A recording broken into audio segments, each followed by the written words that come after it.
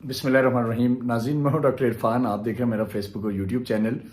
गुज़श्ता मेरी जो video YouTube पे आई, जब जो मेजर आदिल राजा साहब के हवाले से थी, तो राजा साहब वो वीडियो देखते ही बड़े बौखलाहट का शिकार हो गए। पहले तो उनके दो ऐसे ट्वीट आए जिसकी मुझे यकीन है उन्हें खुद भी नहीं समझ आई कि वो क्या लिखना चाह रहे हैं। तो बहरहाल, जब कभी राजा साहब आपको इसकी समझ आई तो हमें भी बताइएगा, बाकियों को भी बताइएगा कि आप क्या कहना चाह रहे थे। उस पर वक्त ज़ाया नहीं करते, आगे बढ़ते हैं। फिर उसके बाद ये हुआ कि उस वीडियो के रद्द-ए-अमल में जो अहलिया हैं इनकी, आदिल राजा साहब की मोहतरमा, उन्होंने मेरे ट्वीट का स्क्रीनशॉट लिया और उसके ऊपर उन्होंने एक कैप्शन लिखा और उसको ट्वीट कर दिया और कहा कि जी यूके की अदालत में आएँ और फिर देखेंगे कि इन एलिगेशंस की क्या हैसियत है। बहरहाल, वो मेरे लिए बहुत काबिल एहतराम है मोहतरमा, और मैं मोहतरमा के ऊपर किसी किस्म का कमेंट नहीं करना चाहूँगा, और मैं उनसे भी ये गुजारिश करूँगा कि आप इन मामलात में ना पड़ें। ये जो बात हो रही है, जो बात मैं कर रहा हूँ, ये कोई बात खुदा न खास्ता किसी पे इल्ज़ाम तराशी की नहीं है, किसी को डिग्रेड करने की बात नहीं है। ये फैक्ट्स एंड फिगर्स थे। मैंने उस आज जो दो सवालात रखे थे उसके ऊपर थोड़ा सा मज़ीद डिटेल में आऊँगा। मैंने जैसे कि कल बताया मैं अपनी आखिरी वीडियो में अपने देखने वालों को कि आदिल राजा साहब जब पाकिस्तान से चले गए, तो पाकिस्तान से जाने से थोड़ा पहले मैंने बताया कि एक सोशल मीडिया पे एक प्रोग्राम किया करते थे। तो आप लोग खुद भी बैकग्राउंड में चले जाएं, और इसी तरह से मैं आपको आदिल राजा साहब को कह रहा हूँ कि वो खुद इसकी वजाहत फरमाएं कि उनके जब वो ये सोशल मीडिया पे प्रोग्राम कर रहे थे, उस वक्त उनके इंडियन मीडिया के किन किन लोगों के साथ कनेक्शंस थे। क्या आपका मेजर गौरव आर्या के साथ रवाबित नहीं थे? अगर नहीं थे तो आप इसके ऊपर बात कर लें, वजाहत कर दें, मैं बता दें लोगों को, देखने वालों को। जज्बात में ना आए, और आप माशाल्लाह ताला एक मेजर रैंक से रिटायर्ड हुए हैं।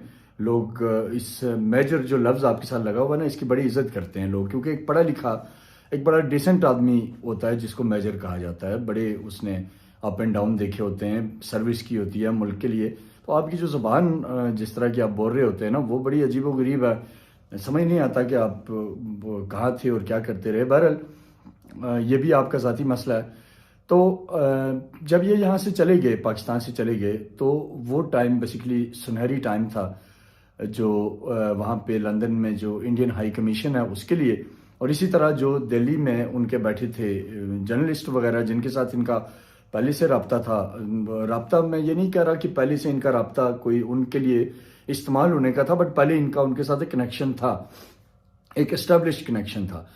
तो जब ये लंदन चले गए, तो जो ज़राए मेरे ये बताते हैं, जैसे कि आप कह रहे होते हैं कि आपको पता नहीं कहाँ से खबर मिल रही होती है, जो कि दरअसल वो ज़रिया आपका एग्जिस्ट ही नहीं करता। स्टोरी सारी आप खुद बनाते हैं। आज मैंने देखा ना, जब ये मेरा वाला वीलॉग आया, तो आपने अजीबोगरीब कहानी गढ़ी। खुदा के बंदे, आपका ये काम है कि आप ये देखते हैं कि कौन किधर जा रहा है, कौन क्या कर रहा है, किसका किसके साथ अफेयर है। ये काम तो पाकिस्तान में कोई और लोग कर रहे होते हैं। अगर हम मतलब आपको वो नाम नहीं दे सकते, क्योंकि मैंने आपको पहले कहा कि बड़ी इज्जत है आपके साथ जो नाम लगा हुआ उसकी।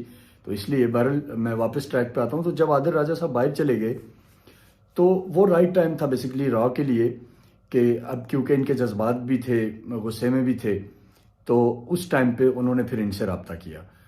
तो उन्होंने इनसे रब्ता किया, और रब्ता करने के बाद लंदन हाई कमीशन ने इन्हें टारगेट दिया कि पाकिस्तानी फ़ौज के ख़िलाफ़ प्रोपेगेंडा करना है। अब मैं आपको यहाँ एक बड़ी इंपॉर्टेंट बात आपको कोट करता चलूँ कि जनरल हमीद गुल ये फरमाया करते थे कि जब भी पाकिस्तान के दुश्मन पाकिस्तान को नुकसान पहुँचाने का प्लान बनाते हैं, तो उसमें वो 4D का फार्मूला दिया करते थे, जिसमें वो ये कहते थे कि डी इस्लामाइज पाकिस्तान। सबसे पहला जनरल साहब का ये ख्याल था कि जो होस्टाइल एजेंसीज हैं वो ये चाहती हैं कि पाकिस्तानियों के दिलों से इस्लाम निकाल दो। फिर वो कहते थे कि डीलिंग विद चाइना, इसको चाइना से डीलिंग करो ताकि ये जो इकॉनमी है, सीपैक है, ये सारी चीज़ें रोल बैक हो जाए। और फिर तीसरा वो कहते थे कि डी मिलिटराइज पाकिस्तान, यानी पाकिस्तान की फ़ौज और पाकिस्तान की आवाम को आमने सामने कर दो, इन दोनों को आपस में लड़ा दो। और जब ये हो जाएगा, पाकिस्तानी फ़ौज और आवाम आमने सामने आ जाएंगी, जब आदिल राजा साहब जैसे लोग मिस इन्फॉर्मेशन फैलाएंगे, झूठ फैलाएंगे, अपने जो वतन के अजीम सपूत हैं जिनकी सेक्रीफाइसेस हैं मुल्क के लिए, उनकी कैरेक्टर असैसिनेशन करेंगे, जब जनरल नदीम अंजुम जैसे जो हमारा नेशनल हीरो है उनके खिलाफ प्रोपेगेंडा करेंगे, मेजर जनरल फैसल नसीर के खिलाफ प्रोपेगेंडा करेंगे। मेजर जनरल फैसल नसीर के बारे में एक दो लाइनें बताऊंगा कि जो टेररिज्म के खिलाफ ऑपरेशंस हुए मुल्क भर में, उसमें इनका कलीदी किरदार है। आज ये जो अमन की सांस हम ले रहे हैं, क्योंकि आपको पता है कि 2007-8 के बाद जब पाकिस्तान में टेररिज्म था तब क्या हालात थे, लेकिन उस टेररिज्म को कंट्रोल किया गया, उसको काउंटर किया गया, उसके लिए कुर्बानियां दी गई। और आदिल साहब जिस इदारे से हैं, ज़ाहिर इन्हें ज़्यादा पता होना चाहिए उस इदारे की क्या कुर्बानियां हैं टेररिज्म के खात्मे में। तो आप उन लोगों को मलाइन करेंगे जब, तो ये आप बेसिकली जो थर्ड डी है, तीसरा डी मिलिटराइज पाकिस्तान, आप उसकी राह हमवार कर रहे हैं। आप दुश्मन का टूल बन रहे हैं, दुश्मन के हाथों इस्तेमाल हो रहे हैं। और फिर आखिरी बात आ जाती है डी न्यूक्लियराइज पाकिस्तान, कि जब ये तीसरे मरहले से आप अबूर कर लेंगे, क्योंकि दुश्मन को ये पता है कि जब तक अफवाज पाकिस्तान इंटैक्ट हैं, खड़ी हैं, तो पाकिस्तान के न्यूक्लियर की तरफ कोई मैली आंख से नहीं देख सकता। तो अब वो तीसरे मरहले को अबूर करके चौथे पे जाना चाहते हैं। तो ये जहां आदिल राजा साहब आके फंसे हुए हैं, ये बेसिकली तीसरा फेज है जिसके लिए होस्टाइल एजेंसीज काम कर रही हैं। और जो रॉ का मैं बता रहा हूं कि लंदन में हाई कमीशन है, वो आदिल राजा साहब के साथ रब्ते में है और वो उन्हें ये सारी स्टोरीज प्लांट कर रहा है। तो इसलिए आज आप देखें क्या बेरब्त सी बातें कर रहे थे कि जी वो ये कह रहा है, वो ये हो रहा है, वो ये हो रहा है, यानी वो आज उनके, वो पंजाबी में जो कहते हैं ना कुत्ते फेल हो जाना, आज वो काम हुआ था आदिल राजा साहब के साथ।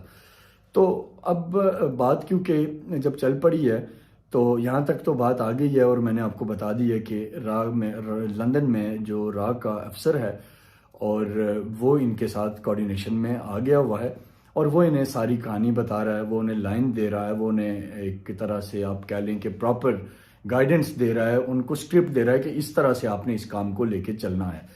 अब यहाँ मैं अपने देखने वालों से, नाज़रीन से गुजारिश करूँगा कि आप आदिल राजा साहब से दो सवाल आप सामने रखें कमेंट्स में, मैं भी कर रहा हूँ और आप भी करें, और उनसे उसका जवाब मांगे।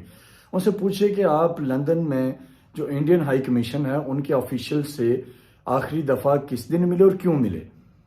अगर वो इसके ऊपर डिनाई करते हैं तो फिर मैं बताऊंगा कि वो कब मिले थे और किससे मिले थे और क्या उनके दरमियान बात हुई थी। लेकिन मे भी कि वो खुद इसके ऊपर बता दें, क्योंकि उन्हें पता है कि ये चीज़ें अब ढकी छुपी नहीं है, ये चीज़ें तो सारी अब ओपन सीक्रेट हैं और ये सामने आ चुकी हुई हैं। तो ये कल वाली जो मेरा व्लॉग था उसके कनेक्शन में ये बात थी। आगे की भी मैंने पहले भी कहा कि मेरा मकसद किसी की तारीफ़ें करना नहीं है, लेकिन बीइंग अ जर्नलिस्ट मैं ये समझता हूँ कि जहाँ जहाँ मिस इन्फॉर्मेशन है उसको हमें असल खबर के साथ उसे ज़रूर रिप्लेस करना चाहिए। तो आदिल राजा साहब, उम्मीद है कि आप महज़ब ज़बान में और अपने तौर पे जो रिसर्च करके अच्छी तरह तसल्ली करके आप इन सवालों के जवाब दें और अपनी मेमोरी को, चीज़ों को रिकॉल करें। आप जब इंडियन हाई कमीशन के लोगों के साथ आपका जो कोऑर्डिनेशन है और उसके अगेंस्ट क्या आपको फैसिलिटीज़ हैं, ये सारी चीज़ें आप बखूबी जानते हैं, इसलिए इनके ऊपर बहस का कोई फ़ायदा नहीं है। लेकिन एक चीज़ जो बड़ी ज़रूरी है आपको समझाना और आवाम को समझाना कि आदिल राजा साहब इस वक्त जो 5th जनरेशन वार है उसमें दुश्मन के हाथों का टूल बन चुके हुए हैं। और ये जो तीसरा डी मैंने आपको बताया उसके ऊपर काम कर रहे हैं कि डी मिलिटराइज पाकिस्तान की आवाम और फौज को लड़ा दो, वसवसे फैला दो, मिस इन्फॉर्मेशन फैला दो, आवाम को अपनी फौज के बारे में गलत चीज़ें प्लांट करो ताकि वो अपनी फौज से नफरत करने लगे, अपनी फौजी क़यादत से नफरत करने लगे। तो इसलिए मेरे भाइयों, जब भी ये इस तरह की मिस इन्फॉर्मेशन आए इसको थोड़ा सा बगौर जायज़ा ले लिया करें। ये किसी के हाथों खेल रहे हैं, छोटे से मुफादात हैं इनके, कोई बड़ा मामला नहीं है, मुल्क से ये जा चुके हुए हैं, इनका अपना एक वहाँ सर्वाइवल की जंग है जिसके लिए ये सारी तगोदो कर रहे हैं। तो खुदा के लिए आप इस प्रोपेगेंडे का शिकार मत हों।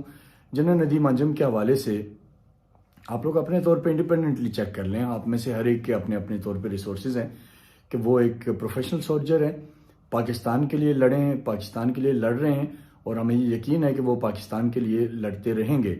गो कि ये मिस इन्फॉर्मेशन, डिफेमेशन, इस तरह की चीज़ें उनके खिलाफ हो रही हैं, लेकिन मैं ये समझता हूँ कि उनका जो जनरल साहब के बारे में एक आखिरी बात जो मुझे पता चली कि वो एक शहीद के भाई भी हैं।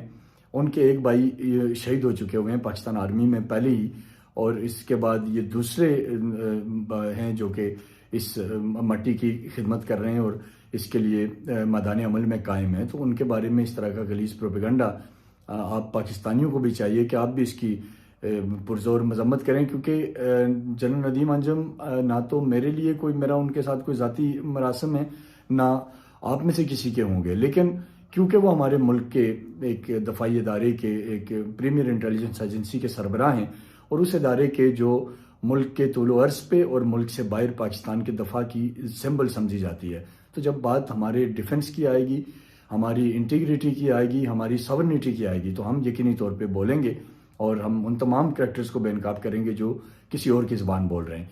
तो बहरहाल यहाँ तक आज का व्लॉग, मैं इस पे इजाज़त चाहूँगा और फिर अगले व्लॉग में मैं आपको बताऊँगा कि जो बाकी पॉलिटिकल मामलात हैं मुल्क में वो क्या हो रहे हैं। हमारे साथ रब्ते, हमारे चैनल को देखते रहिएगा और रब्ते में रहिएगा। आपकी आरा का, आपकी फीडबैक का इंतज़ार रहेगा। बहुत बहुत शुक्रिया।